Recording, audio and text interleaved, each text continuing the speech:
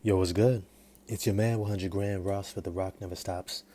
Tonight I want to do this video about James Wiseman and how I think he's going to have one hell of a breakout season for the Golden State Warriors. If you like the video, please smash the like button, hit subscribe and the bell for notifications. It definitely helps with the algorithms, and I definitely appreciate all the love and support and all the conversations just in the comment sections alone. The reason why I want to do this video is because, look, I've been rocking with James Wiseman probably since he was at Memphis, right? I was a huge fan of his when I saw the early games, and I said, "Yo, this kid is going to be special." I saw the shooting touch, I saw the physical capabilities, his running stride, his confidence with his handle to be able to either block a shot or get a rebound and take it down the court. He was very agile, light on his feet, smooth athlete, extremely long, but still had like a natural strength to him. And just so many components that I just say, yo, this kid is going to be really good. Because most guys that size don't combine athleticism, agility, and touch in the way that he does. I probably haven't seen that since maybe like DeAndre Ayton, right? But I think he has a little bit better defensive motor than DeAndre Ayton did coming out of college. But it's to say that when the NCAA stepped in and they were like, oh, we think you received money unfairly, held him out for a portion of the year, wanted him to pay it back. I was like, oh man, see, this is why everybody hates the NCAA. This is why we hate college sports, especially college basketball. It's a sham, it's whack, whatever. He goes into the draft and people begin to overlook him. And I said, look, it's the reality of it is it's far easier to find a guard or a forward who can be an incredible scorer, two-way player, than it is to find an elite big man. Like, elite big men are extremely hard to find. I'm not talking about a NBA starting level big man, right? Like, there's the Yusuf Nurkic's, there's the Jonas Valanciunas, who's closer to the high end, above average, right? And then you have, guys like Steven Adams, right? NBA starter, Brooke Lopez, NBA starter. He used to be an all-star back in the day, right? But then you have only a select few who have the ability to become elite. The Nikola Jokic's, you have the Karl Anthony Towns, you have the Joel Embiid's, right? These are very few. Giannis Antetokounmpo. Only a small handful, DeAndre Ayton even, I think he's going to get there next season, right? It's only a small handful versus guards and forwards. And so I said, look, this dude is more than deserving of a top 3 pick. And if he goes to the Golden State Warriors, I think it could be a beautiful situation for him to slowly develop his body, his game without a lot of pressure, really learn how to win. And he'll be in a great situation to be a winner while playing at a high level for a long time, right? Because I actually think it's better for athletes to start slowly in their professional careers than to be thrown right into the fire, getting heavy minutes off the bat. I think it kind of limits their long-term of longevity and health because it just puts a lot of miles on them early on.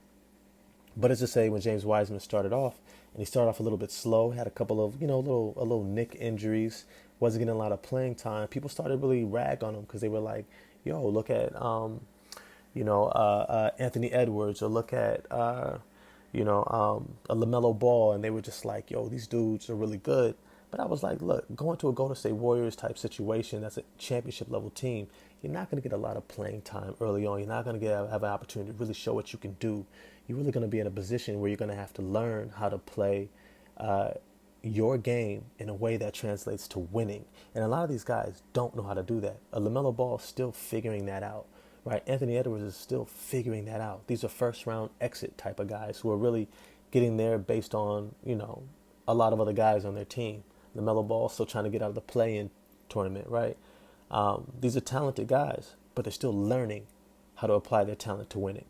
James Wiseman, on the other hand, he had an opportunity to start off in a winning situation, but due to injuries, he's really kind of faded. And a lot of people kind of gave up on him. I stayed high on him. I thought that the Minnesota Timberwolves should have, instead of trying to bring in a Rudy Gobert, I was like, yo, you should have traded Karl Anthony Towns and tried to get Wiseman to pair next to Anthony Edwards. I thought that could have been an amazing pairing for the next 10 to 15 years of that franchise. But I digress. James Wiseman is finally getting an opportunity to show what he can do now that he's healthy. And oh my goodness, does he not look scary? All the things that we were saying about this young man in terms of his athleticism, his length, his timing, his defensive acumen, his touch around the rim, even his shooting ability, right? All these different things that we were talking about that people downplayed, thought that he was never going to really become anything, right? Because of his injuries. I was like, look, big men take longer to develop than almost any other position because it's harder to play that position because you have such elite guards and wings constantly coming at you. It's easy to get into foul trouble. It's easy to pick up little nick fouls here and there that limit your playing time. And so learning how to translate your talent to winning is not easy, especially for big men. But when they do figure it out, it is a difference maker. It is a difference maker. There was a reason. There was a reason why the Los Angeles Clippers start Ivica Zubac at 7 feet, great hands, great pick and roll threat, right? Lob threat, sets amazing screens, right? He's able to do so many integral things when it comes to winning that a lot of times it gets downplayed because most bigs can't do it. Most bigs don't have that ability. But when you can, how it impacts the winning potential of your team places you in a position to be outright elite. Outright elite. You look at teams like the Phoenix Suns and DeAndre Ayton, what he was able to do as a big man who could switch onto the perimeter and hold his own, as well as on the interior, defend the rim, rebound, run the court, finish inside, soft touch, great hands, right? The Joel Embiids, right? Most of these teams that are winning have high-level bigs. Now, the Golden State Warriors, they get away with it because Draymond Green is able to play to the level of a high-level big. But now they have James Wiseman. And oh my goodness, I am looking forward to, and this team has made it clear, look, Kayvon Looney, they love him. He will always have a place in this organization and likely on this team until his body doesn't allow him to. But there is no mistaking. They are waiting for James Wiseman to take Kayvon Looney's spot. They are absolutely waiting, itching. I mean, they are just drooling over the moment when James Wiseman can do the little things well enough at a high level to go ahead and supplant Kayvon Looney. Because when that happens, it's a wrap. It is a wrap.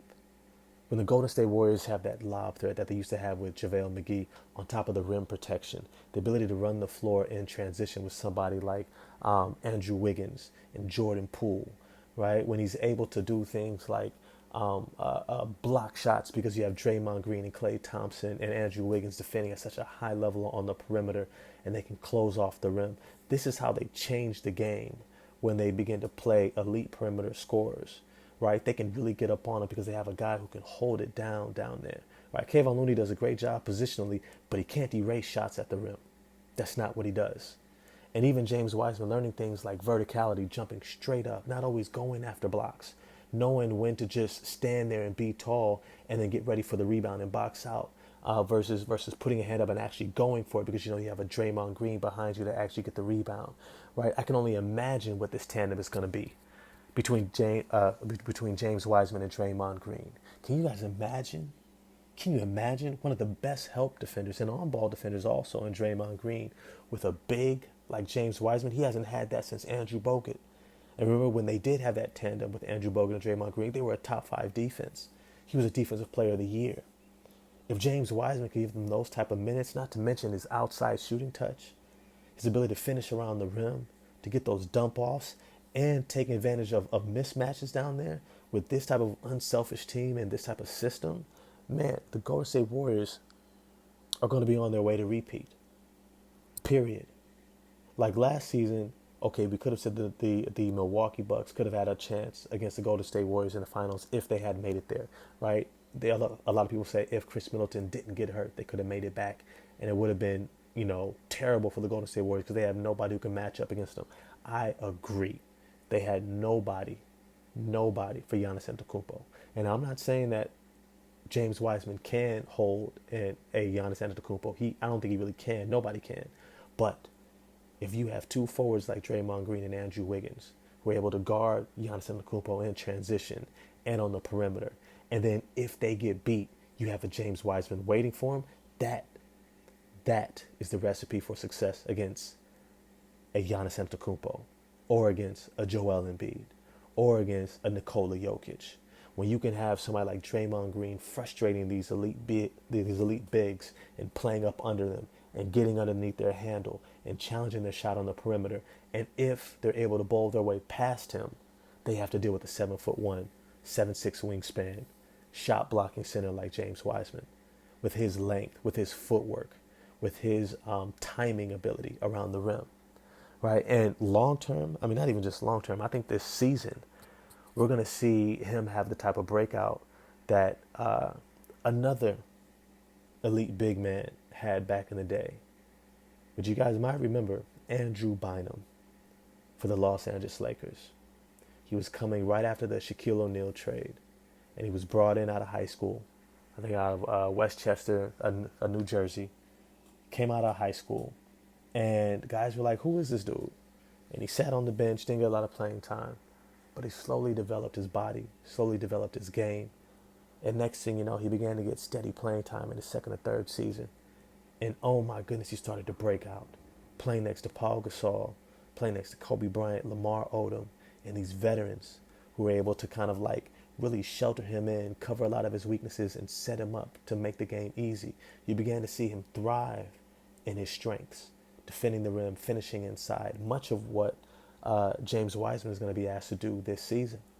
Now, I would say Wiseman is a little bit more skilled than Bynum was at this point in time, but the impact, I think, will be just as big, right? His ability to pair next to Paul Gasol made them in almost an insurmountable team to get past when it came to trying to get to the rim, trying to get offensive rebounds, right? Controlling the interior and the glass. Those two were an absolute wrecking crew.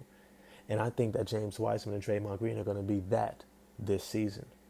Even with Kayvon Looney, I wouldn't be shocked to see Kayvon Looney and James Wiseman get some playing time together, because both have really good footwork. And Kayvon Looney has the basketball IQ to be able to call out switches and things like that, and they can cover on the perimeter as well. But as I say, James Wiseman, he's coming. He's coming. And a lot of people who were betting against him or forgot about him, honestly, I chalk it up to you probably just didn't actually follow him, right? You actually didn't really read up about him, watch those college film takes. The man was doing 20 and 10 as a freshman. When you're doing 20 and 10 as a freshman, as a Division I player, you are dominant. You are dominant, period. If you're dropping 20 points a game, you are dominating, especially as a freshman. You need to be in the pros. And personally, I feel like most of these guys who are that physically able to just dominate against that competition in the NCAA need to just go to the G League Ignite. Need to just go to the G League, get paid 6 figures, if not 7 figures. Get your endorsements, right? Make your bread at the age of 18. Actually be in a professional environment where you can train and not have limitations, not have to worry about going to, sociology class and having to do general ed classes that you may not even care about, having to deal with coaches who might be incompetent or may not have the supports to actually highlight your gifts and abilities. And you can actually focus on your game in a developmental environment that's specifically set up for you to develop to go into the NBA, which is where your career aspirations lie. This is what I think most of these players need to be doing. This is what I hope that they do in the future. James Wiseman paid for it a little bit up front with Memphis, but you know what? Hey, what does it say? The race is not given to the swift, but to he who endures to the end. And James Wiseman is enduring. This is a marathon. Professional sports is a marathon. He's nowhere near his prime. And to see him doing this now, I have nothing but the highest of hopes for his long-term outlook. When he starts shooting those threes, he already showed you he can do it in preseason and in summer league. You already know that's in his bag. All right, the little turnaround jumpers, pull up from the elbow, or that 15-foot wing spot, or even the corner. Right, he's got the touch, he's got the jump hook, he's got the footwork, he's got the reverse pivots. Right, he's got all these different moves in his bag. Especially being a lefty, it makes it even harder to kind of figure out. And don't let him get a dominant right hand where he becomes ambidextrous around the rim. This kid is going to be nasty, and he's going to be elite. So Joel Embiid, Nikola Jokic, hey, get it in while you can. Because in another couple of seasons, James Wiseman's going to be here. If he can stay healthy, knock on wood. If he stays healthy, oh, he's coming. He's coming. But as always, I want to know what you all think. Holler at me in the comment section. I'm going to get at y'all there. Please like and subscribe. It helps with the algorithms and all that. And I love the support. I really do. Appreciate it. I'll see y'all in the comment section. Peace.